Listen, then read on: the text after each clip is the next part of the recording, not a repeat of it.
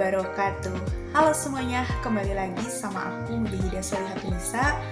Jadi, kali ini kita akan membahas tentang profesi KPI yang kita analisis di mata kuliah Psikologi Komunikasi. Karena ini sudah minggu-minggu ujian, jadi tugas ini adalah untuk memenuhi ujian akhir semester dari mata kuliah Psikologi Komunikasi. Jadi teman-teman jangan lupa untuk simak videonya. Oke, sebelum kita membahas lebih jauh tentang analisis profesi, di sini aku bakal ngebahas dulu tentang pengertian dari psikologi komunikasi. Nah, menurut Jordan Miller, mengatakan psikologi komunikasi adalah ilmu yang berusaha menguraikan, meramalkan, dan mengendalikan peristiwa mental dan perilaku dalam komunikasi. Menurut Jalaluddin Rahmat, psikologi komunikasi adalah ilmu yang mempelajari komunikasi dari aspek psikologi. Nah, sejatinya psikologi komunikasi adalah ilmu yang mempelajari tentang kesadaran manusia.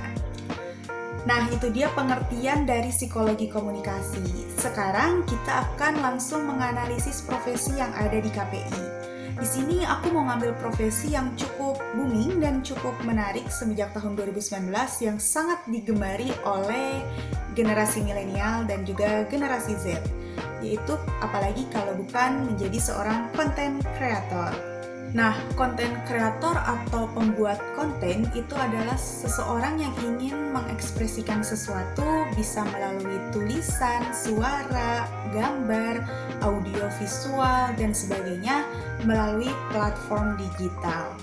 Nah, tidak bisa dipungkiri lagi di zaman sekarang ini, profesi ini sangat diminati, terutama di KPI sendiri mempelajari hal-hal basic untuk menjadi seorang konten kreator. Seperti mengedit video, bagaimana menulis yang baik dan benar, dan juga bagaimana pengambilan gambar, dan kita udah punya modal nih. Kita belajar dari KPI dan kita bisa menjadi seorang content creator. Nah, oke, sebelum aku membahas tentang konsep-konsep psikologi atau analisis dari konsep-konsep psikologi ini, di sini aku mau ngebahas apa kaitannya content creator dengan unsur dari komunikasi. Nah, kita anggap saja konten kreator ini adalah sebagai seorang komunikator, kemudian isi kontennya itu adalah sebagai sebuah pesan, platformnya itu adalah medianya, dan kemudian penontonnya itu adalah komunikan.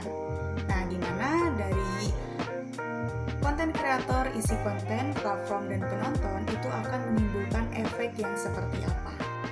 Nah, tentunya yang paling digarisbawahi di sini adalah tentang isi kontennya. Bila isi kontennya itu positif, maka kita akan memberikan dampak ataupun efek yang positif juga.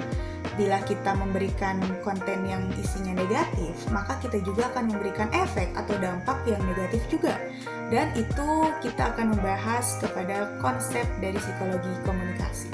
Nah, di sini aku bakal ngambil dari konsep diri, di mana ada komponen konsep diri itu ada komponen kognitif dan juga komponen afektif.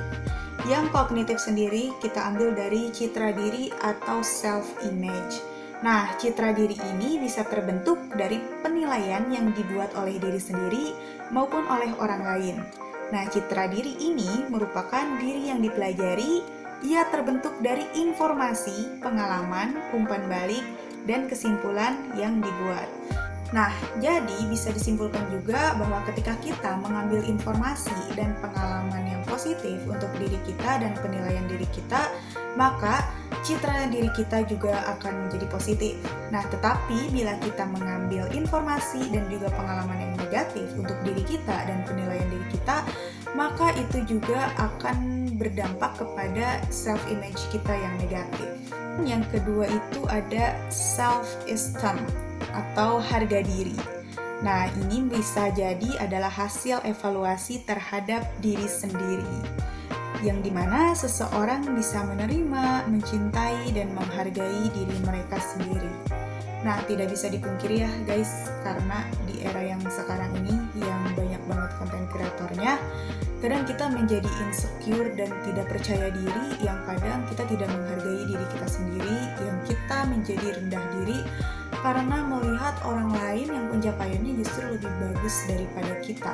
Nah, dan para influence ini terkadang sering memberikan isi-isi konten yang membuat kita itu minder atau insecure gitu ya sama mereka gitu. Jadinya kita nggak percaya diri sama apa yang kita punya, sama apa yang kita dapat.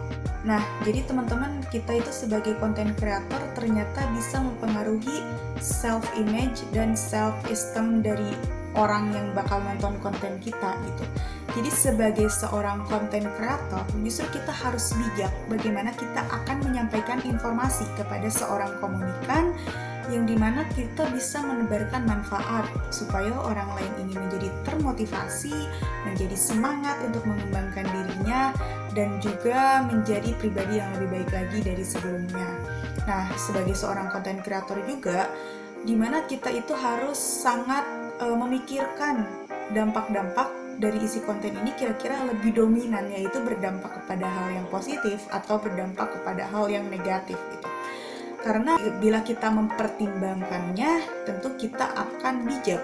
Nah, bahkan yang lebih hebatnya lagi dan yang lebih pentingnya lagi, kita sebagai content creator tentunya harus membangun konsep diri yang positif atau branding diri yang positif, dimana kita harus melahirkan rasa percaya diri, pantang menyerah, tidak minder, dan sebagainya, agar teman-teman yang menonton konten kita juga dapat konsep diri yang positif.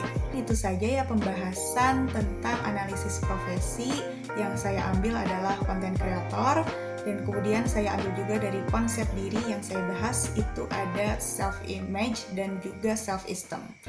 Semoga ini bisa bermanfaat dan saya mohon maaf bila banyak kesalahan dan juga kekurangan. Terima kasih. Wassalamualaikum warahmatullahi wabarakatuh.